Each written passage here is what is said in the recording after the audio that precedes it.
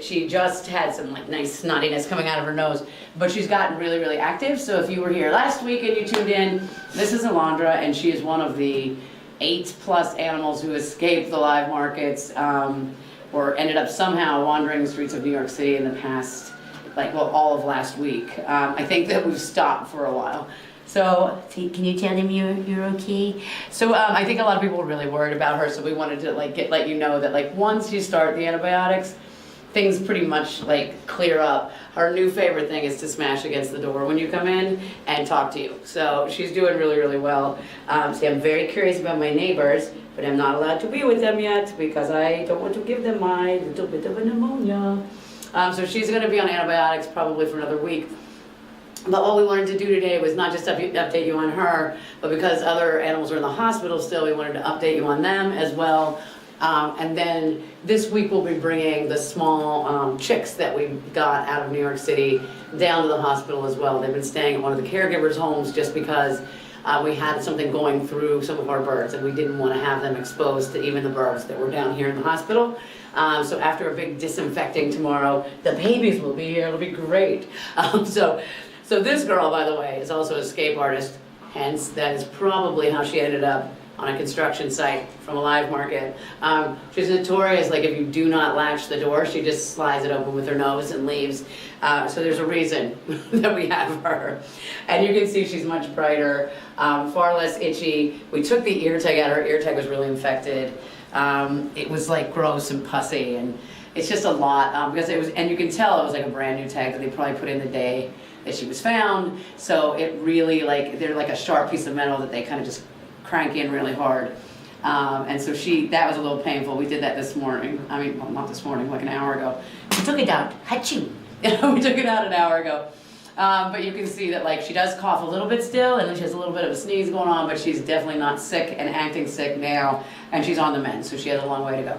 So the rest of the animals, so to do a recap of New York City last week, the week the animals took over New York City. That's what we're gonna call it. It's gonna be like a bedtime story. So we first got a call before all the larger animals, and I think it's really sad because chickens are in the city constantly. We take hundreds and hundreds of chickens out of the city, turkeys, ducks, geese. They are never counted in the numbers of animals that escaped, and they don't make the paper, which is really sad because, again, that's the #1 animal killed worldwide, especially in the U.S. and worldwide, are the Cornish chickens that are used in meat production. So the first call that we got was from the Wild Bird Fund in New York City because somebody brought in a box that they found that had 3 little Cornish chicks. And Cornish are the ones that are called broilers in the industry, so they're little teeny babies though, and they're amazing. So we picked them up because I actually was going to be in New York City for a board meeting, so on the way home I was like, I'll just pick them up, it'll be great. Have some companionship in the car. I actually stopped at PetSmart and got them a bigger cage because I feel bad for them.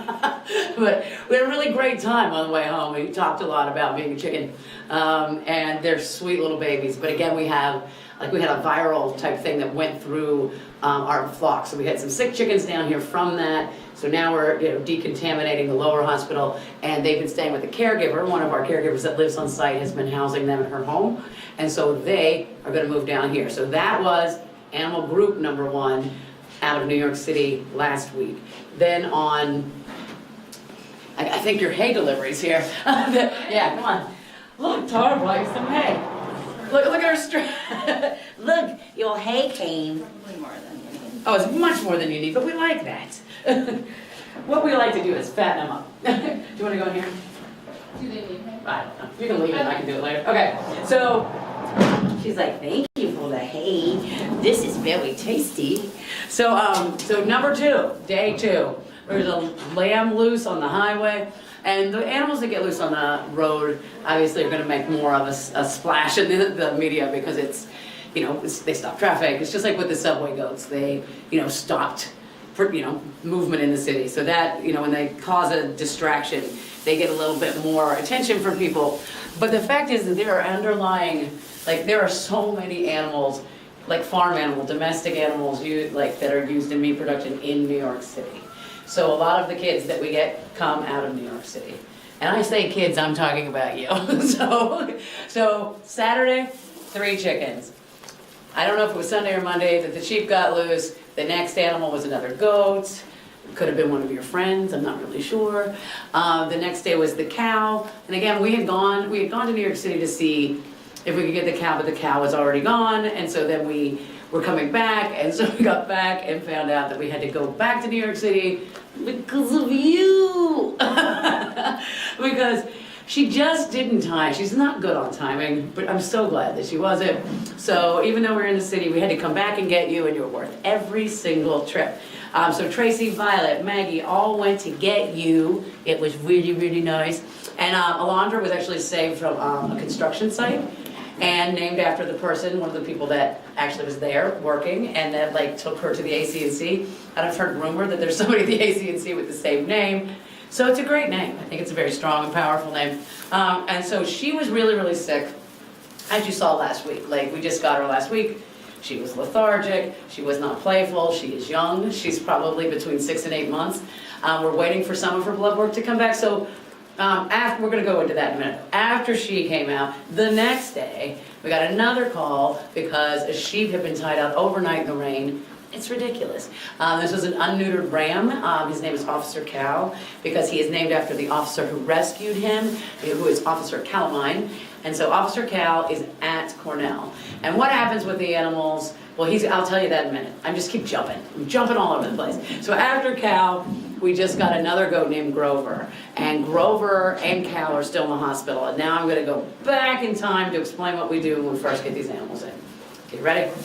Let's go. When we first get the animals in, very first thing we do is we do blood work because we don't know what's going on with these animals at all. So if your blood work's normal, then we are checking for lung infections and those types of things. Again, as you saw, somebody in here had pneumonia and clearly had lice, and she's not like scratching herself bald right now, which is because she's been treated.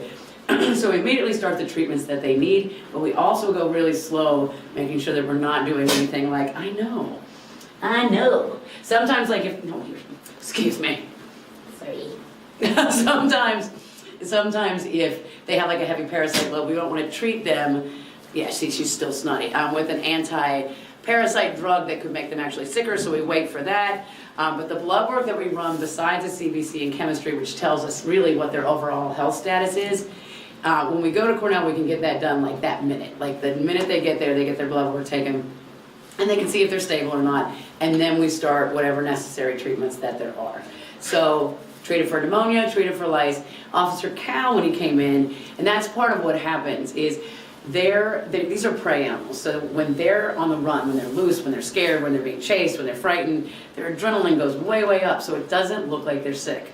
So when you first see them, you're like, oh, they look great, they look fantastic. It's because they're like panicking and freaked out, because they are prey animals and they cannot look sick. If they look sick, they look weak, and if they look weak and sick and they go down, they know that they're vulnerable to being killed or taken or caught or whatever. So we have to watch the adrenaline issue. And so with Officer Cal, it took 2 days for him to calm down at Cornell to figure out that he was limping. Like we thought we saw him limping when they picked him up. So Jill, who works for us, and for Tracy, actually picked him up and noticed the limp. Well, they all noticed the limp, they all picked him up, but they noticed that he was limping, but then he wasn't limping when he went to the hospital, and it was because he was just so worked up. So you have to let them calm down, and now he is being treated. He's also being neutered. And then the last guy, Grover, is having the more serious problem. So he is in the hospital with he's spiking a fever of like 105, he's very, very sick.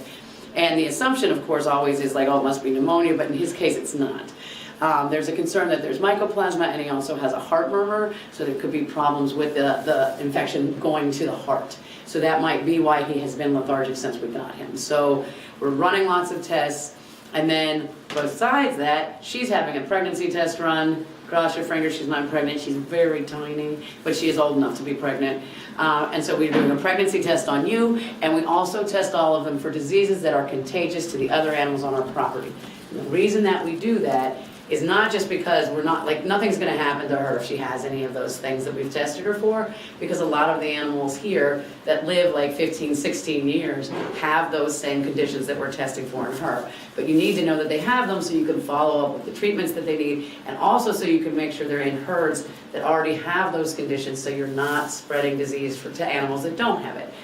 So anyway, long story short, is we are here and we do a lot of stuff at first to make sure that they're getting everything they need so they are healthy and happy. And as you can see that once they're started on a treatment that they need, they start to perk up really quickly.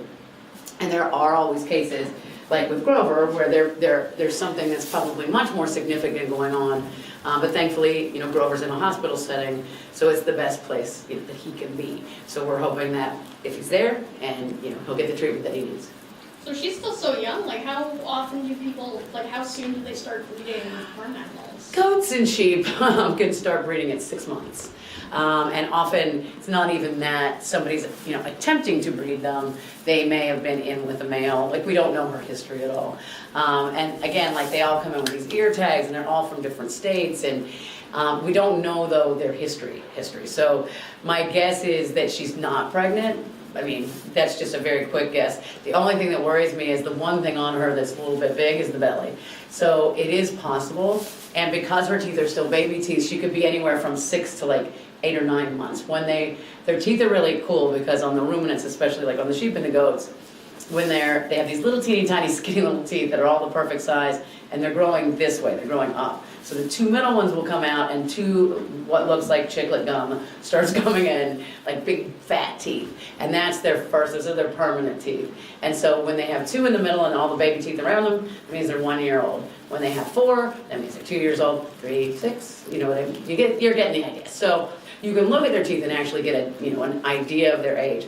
Once they have all those permanent teeth in, they're like I think they're like 5 or 6, and then the teeth start to break down and get skinny again because they eat. Look what they eat. Come on, breaks your teeth down. Big flaws. So their teeth start to get a little gappy, and then the teeth grow out. So when someone says you're long in the tooth, it's because of the goats, I'm sure. No, the teeth actually will get long and just plop out on the ground when they get old. And we have a lot of the ruminant animals who come in with that are bred and have no teeth and are really, really old. So a lot of these animals, especially the sheep, I've seen more than the goats. That's their whole job is to produce lambs. So they are often bred until old age, till they're elderly, right? People are just very impressed by how bright and happy she looks now after just getting that treatment for just 1 week and how soon she is to trust people. Like, is this something that we see a lot in animals like her? Well, no. Well, yes and no. It's a yes and a no answer. So what happens is, yes, antibiotics usually kick in really quickly. If they don't kick in, if the antibiotic we gave her the first day didn't work, within 24 hours we didn't even see a little bit of an improvement, we would do more testing to find out if we needed to change that antibiotic, because it means they kick in pretty quickly. That's why when we were on the last feed, I was like, we'll get her on treatments. By that night, she already looked a lot better because they start to feel better, and then she also was given something for her fever. So all of that started to make her feel better, and it's just like us. Like if you have something like a bacterial infection, you get started on antibiotics, you start to feel better. Number 2, though, is she was already friendly. And that's one of the things that's really strange, because in most cases, and I say most because we have, both things happen, but in most cases, the animals that come in from the live market are actually the most frightened animals that we ever get. Like to the point where we have them smash into walls and they bludgeon themselves and they get hurt and lots of terrible things happen because they are just so fearful. The concern that I always have, and I think it probably happens more often than not, is that you have animals that go through auction from 4-H groups, FFA, all these places where they've been raised by people who, like a lot of the kids in these programs really, really love these animals, and it's a very, very hard and desensitizing part of what those programs do, to have them raise those animals and fall in love with them and then sell them so they can be slaughtered.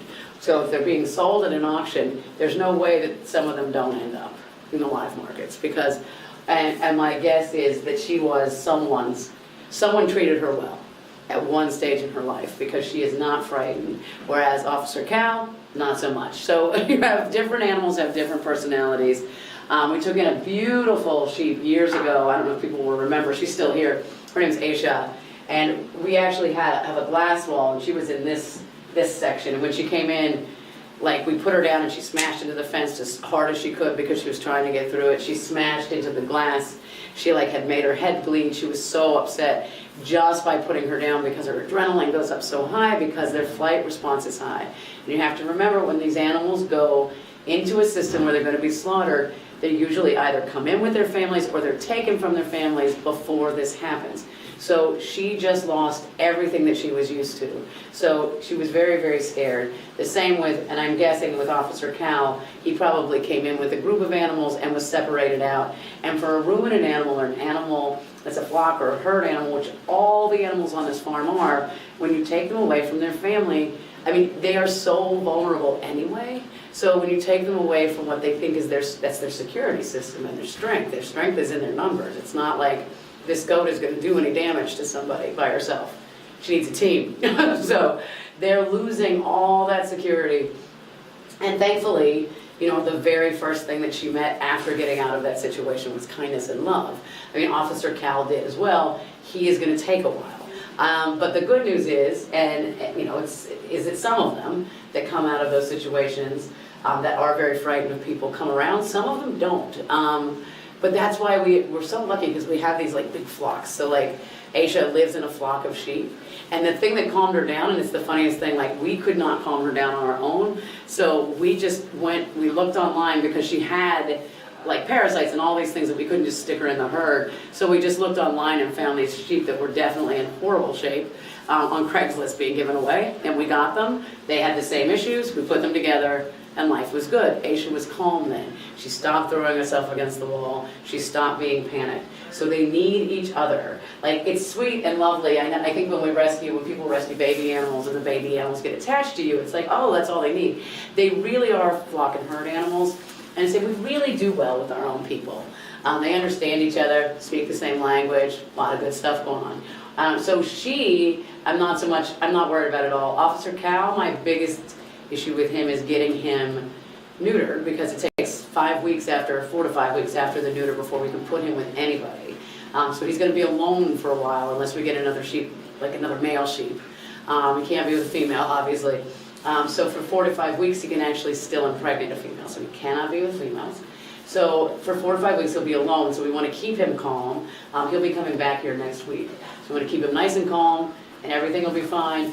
And then when he finally gets to be with the flock, whether he likes us or not doesn't matter, because he'll be happy. Do you want to talk more about just like the whole surge of farm animals that people are seeing? Like, is there more that are being in the system, or people just becoming more aware and trying to do something about it? Like, with all these rescues, do you think there's hope that there won't be as great of a need someday? Well, we have mixed feelings on that. No, I think part of the reason that there's a surge in this, like I think, like the difference between now and 10 years ago is everybody has a camera on their phone. So every time there's an animal loose somewhere, somebody's filming it, and now they're getting caught more often. Not just caught by the place that they got loose from, but caught by the police, caught by the AC&C. There's more of a group of people out there in the world that are filming anything they see. So if you see a goat in New York City, somebody whips out their camera, and all of that information is going to someone else who can actually either come in and do the rescue, or, and that's the other thing too, is the people that are going in and doing like these rescues, like the people that rescued her on the construction site were really awesome, because they had choices. They could have taken her back to where they knew she came from, or they could have taken her to the AC&C, and they chose for her to be alive, which, how can you blame them? It's very, very cute. But I do think that people do see them more. I don't think they're really, it's such a hard thing to explain, because the numbers of animals are not going down significantly enough that would make sense. You know, it fluctuates back and forth, but most of the animals, so you think you'd see less, are in the larger industrial farms now, because a lot of the smaller farms are getting closed down. So you would think of all the times that it would be less visuals of these animals, because they're in such large industrial farms and you can't look at them in those situations. The live markets in New York City obviously are a really easy place for these animals to be brought into that situation and then escape. But again, I think the influx, I'm not really sure why this week of all week or last week was such a giant influx. Who knows? But I think a lot of what happens is people are more aware of them because of people having phones, people having cameras, people. And a lot more people do care. I think a lot of people really do care.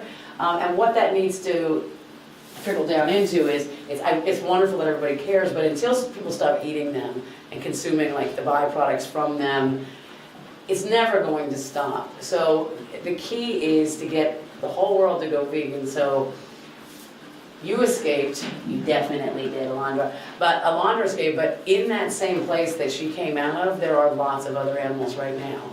And the difference is somebody saw her and nobody sees them. And the people that do see them are the people that are making a profit by killing them. So she's only different because she walked out and somebody made the decision to not take her back in. And that's a really amazing thing that it happened. I think it's fantastic that that happened. She agrees, she's very happy now. But yeah, I don't know what the answer to that question is. I know that there's a lot, because I think we go back and forth. There's a lot of people that are like, oh, because of all the, nut melts and stuff, all the dairies are closing. And it's not that all the dairies are closing, it's that the small farms can't compete. And so they're, the large farms are still there. So more people have to start doing that. They have to start drinking these milks instead of drinking cow's milk or goat's milk or sheep milk, because if there's no demand, the animals will not be bred into that system. So all of this is every single thing that happens to these animals is based on demand. So demand for their meat, demand for their milk, and the only way that that can change is when humans change. It's not going to change because they want it to change or it would have already been changed. Because clearly they do not want to be slaughtered. So I think the cameras on phones have a lot to do with why we're seeing it more. I mean, I've been here for 19 years, and my very first year, we got Queenie out of New York City, and there was no Facebook or anything else. There was no, everything was in the newspaper. We put it out in the paper newsletter, and it wasn't like there was because social media also promotes this thing, it's a rescue, it's a rescue, it's a rescue. And so I think more people want to jump in and do that because it's getting promoted more. But we've been doing it forever. It just wasn't out into the world like it is now. So I'm glad that people are getting them out, and I'm glad that they're escaping. We were talking about this, I was just talking about this with somebody today, because I think one of the things we also have to remember is, this week was really big in New York City, but in reality, farm animals are everywhere. They're not just in New York City and around here. We've had so many animals come in that aren't from New York City. We just had 2 baby turkeys that came in. We get lots of animals that come in. We've had another, this month, we've had 4 turkeys come in. So we get animals all the time. See, still a little aftermath of the itchiness. We get animals all the time because farm animals, you're talking about there's a system that's killing over 10 million a year just in the US, so they're absolutely everywhere. So as much as I love that we get to rescue these guys, rescue is I'm not kidding, the easiest part of what we do. It is the easiest part. Making sure they're healthy and they have a happy life is the hardest part. Because in all reality, she got loose, but we didn't go in and grab her out of there. She got loose, she did the rescue, she's the rescuer. She's I rescued myself with a little help from some human people with hands, because I couldn't open the door to the AC&C myself. So all she needed was hands. So we're helping them, but I think the key to all of this is, we could fill up every shelter across the United States in 3 days with the animals right now that need homes. So it's one of the things that I think we really need to, really focus on is the only thing that's going to stop this is if people stop eating them. You're never going to rescue them all. I think we had 43,000 calls not calls, but calls for 43,000 animals last year that needed homes. If you think that there's sanctuaries that can take them all, they can't. No one can. We can't. So there's such a limited number. So even if every goat right now escaped the live markets, there's nowhere for them to go. So the bottom line is people stop eating me. If you guys would just stop eating us, we wouldn't have all these problems. Eat this. It's delicious. We have a couple of follow-up questions. Yeah. Samantha's asking how we can treat animals like Officer Cal who are so afraid of people. Well, you have to do everything really slowly, and they do come around, and they do recognize that you're not trying to hurt them.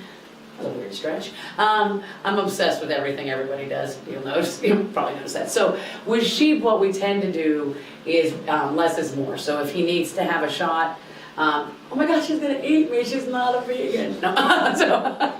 So less is more with everyone when they're shy. So if he needs to have shots, if he needs to have foot soaks, we'll get a couple people in, we'll do it really quickly, and we'll give him time to be by himself.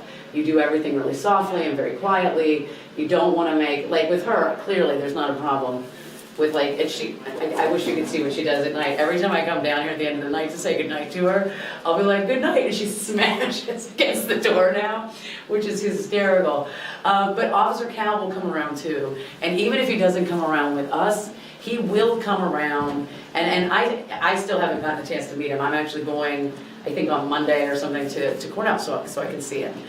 Because one of the things I want to see is if he is so incredibly frightened, it's not like there aren't sheep out there to rescue. We may need to rescue another male sheep that he can live with just so he calms down. Because really what we also want to do, and what makes a sanctuary and not just a farm, is that we're really concerned about their psychological well-being too. So if they need to be with somebody else, we get them somebody else, because there are many, many sheep that we could rescue right now that have the exact same problems as he has.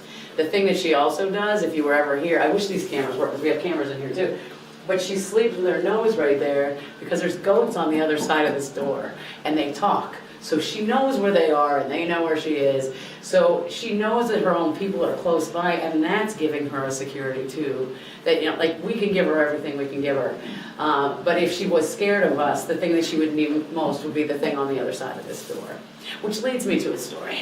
So a long time ago, when we first built this hospital, and it was this very door, it's really, really funny. We had taken in a goat who looked very much like her, actually. She did. It was really, really, her name was Lila. And she was the most beautiful goat. The only thing different between these two, she's a lot thicker than Lila was, and Lila had horns. And so what happened was she was taken off a dead pile, she was almost dead, she had been at Cornell for weeks, we brought her home and she was in this pen here. And then a couple weeks later we rescued Elliot, and Elliot was from the live markets and he was almost dead. Like he had his head down, he had like snot pouring out of his nose, his eyes were all like matted closed.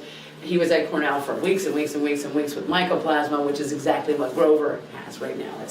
It's a pretty serious thing that can kill them, and so you have to, you know, get them where they need to be. And so he was on IVs for like weeks, and everybody kept saying he wouldn't make it, and he finally makes it. So he was put in this pen, and they talked at that corner, just like she's talking at this corner, except now we fixed the doors, because what Elliot did was he smashed and smashed the door until the door fell down, so he could move in with his neighbor. And they were never separated until just a few months ago when she got cancer and passed away. And they were not separated 1 minute from the time they met, because they both needed each other. Like, they love us. I mean, Elliot didn't love us, actually. Like, he's still very shy. But Lila loved us, but you know what she loved the most was that boyfriend of hers that she had forever. And I remember the day we had to take her to the hospital when she got sick, and you know, we wanted to take him too, but they knew she was gonna have to be on IV, and they wouldn't let them stay together. And he cried just when we were trying to get her out of the pen. So these animals find each other too. So, you know, Sanctuary is a place where they don't just have us and they don't just get healthy. Their psychological needs have to be met, and the biggest psychological need they have is to have family and, you know, friends and love from someone that makes more sense to them than just us. So yeah, she's gonna have a good life no matter what. Whatever we do and whatever you do, it's gonna be awesome. Because even with the animals we adopt out, we make sure they have exactly what they need, and if we would never adopt out, like, unless she had other goats. Will go, because that's not what's best for her. And we do that with every single animal in our adoption program. We base where the animal goes and who the animal lives with on the best thing for this animal in particular. So it's all like a lot of work, and it's really awesome. And we're really happy that you get to see her being as cute as she could possibly be. And I think we're gonna peek on the way out. We're gonna peek at Pippi, and Pippi's depressed today because we had to take Poppy, our best friend, to the hospital, because Poppy is the one that was in and the truck accident where she fell out of the trailer going to a veal plant and broke her hip. She's still having problems using her leg, and we have to get some radiographs of her. Her foot is like really like floppy, so the tendons aren't working on the foot. So we're trying to get her fixed so she will be able to walk, because if a cow her size can't walk, as she gets bigger, it eventually won't work. So we're really, really working on that. And we didn't want to take Pippi because Pippi, of course, has heart disease. So as upset as she was that we had to separate them, the transport is not healthy for Pippi. She just got over pneumonia, and she's the one with the hole in her heart. So we're going to say hi to her, and we'll just say hi to everybody. Do you have time for a few more questions? I have time for lots of questions. Okay, so Nick was curious when you were talking about Officer Cal and his Yeah. liver. He was saying, like, how would sperm cells be anywhere but in the testicles? So, like, why do they need to be away from female sheep for so long? They keep them in that reproductive system. So the testicles are gone, but there's always a chance that there are a few little stragglers that come out later. And those stragglers make babies. So we have to quarantine and keep them isolated from females for at least 4 weeks. That is what we've been told forever. So yeah, it is weird. Unfortunately, I'm not a doctor. I just play one here. I just play one when I'm in this pen. No, I don't know the exact science of it, but I do know we got some stragglers still in there. Some little swimmers, and we don't want those little swimmers to make little babies. But you know what I'm gonna do? I'm gonna research it. So I can answer it more accurately, but definitely they can still impregnate up until 4 weeks is what they're saying. So we make it 5. Just to be on the safe side. The other thing is, if you put somebody in, if you've ever been around one of these animals who still has their testicles, the smell is hard to describe, but the good news is it carries for about a mile. So everyone knows that they're here. So like, I can walk into any farm rescue that we do and be like, there's a boy in here somewhere, so the musk. It's a muskiest smell. So the other thing is we want that smell to get out of them, because the males that are in the herd that we have that are already neutered respond to that smell. And sometimes, I think we had that, the only problem we've had with the sheep, I think the whole time I've been here with putting a sheep in the herd, was Yeti. And Yeti hadn't been neutered and he's in his teens. So when we neutered him, that smell did not go away, even though we waited like 8 weeks. And all the males wanted to fight him all the time. Like he couldn't go from like point A to point B without somebody challenging him. And now he lives with other sheep and he's fine, but he could not make it in our main herd. So there's lots of reasons, but the big reason is the pregnancy. What was the next question? We have one more in from Kelly. She's saying that Kelly. one of her high school students loves Sophie. And wants to know how she's been doing. Well, Sophie is awesome, and Sophie and her little family are going to be adopted, so we're very excited about that. And we actually had to move them. They're doing so well, in fact, that we moved them to the main barn, and they're in a pen right now because we needed the pen space for sick animals. So the hospital is just round 1. So we can actually, what I can do is I can see if we can get some video or something and put it out so you can see them, because I don't think we have the bandwidth to do a live feed from up there, but they're doing fantastically. And they actually have a home, so we're going to be actually putting out stuff about their new home and how they're doing, and it's really great. But Sophie is fantastic, the babies are fantastic. Yeah, that was one, again, like a lot of times when animals come in, you really don't know how things are going to work. And she hadn't walked for so long, you would never know now that she ever had a leg problem. She was like, runs around with everybody else.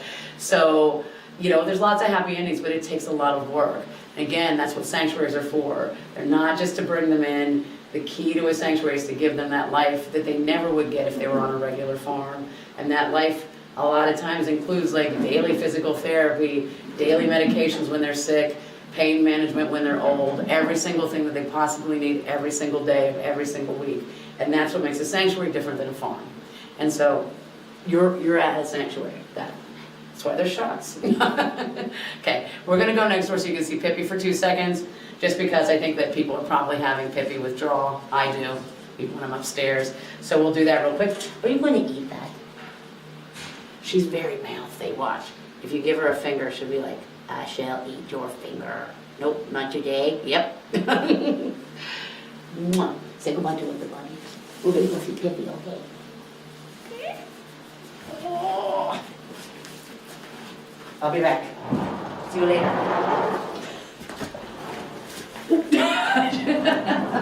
She's like, I didn't see that camera behind me. I didn't realize I was being filmed. Okay, so let's go out here. This is like a, gotta change clothes. You can go look at Pippi. Wardrobe change. Don't want to spread disease. Oh. I feel like Cher.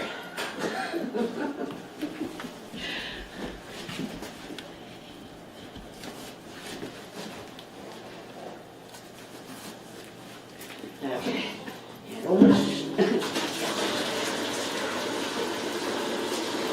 I think she's crying. Hold on, I'm here. I'll be right there. What's your motto? Okay, we're gonna do. Dun, dun, dun, dun. Everybody sits by the door. She's sitting by the door because she's probably waiting for her buddy to come home. Hi.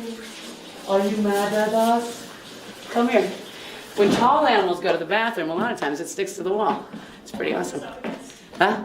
Oh yeah, go back and sit, look at Alondra. She's doing her thing. This is what happens when you leave Alondra. She's like, don't leave me. But gay. Hey. So she's feeling better. So now you can see Pippi, and Pippi's not happy with me at all because we took away the baby. So we had just introduced Pippi to Poppy, which makes a very complicated, it makes for complication because today when I asked the guys to take, we were talking to the guys about loading up Poppy, they thought they were loading up Pippi. So it's probably not good to do those close together names.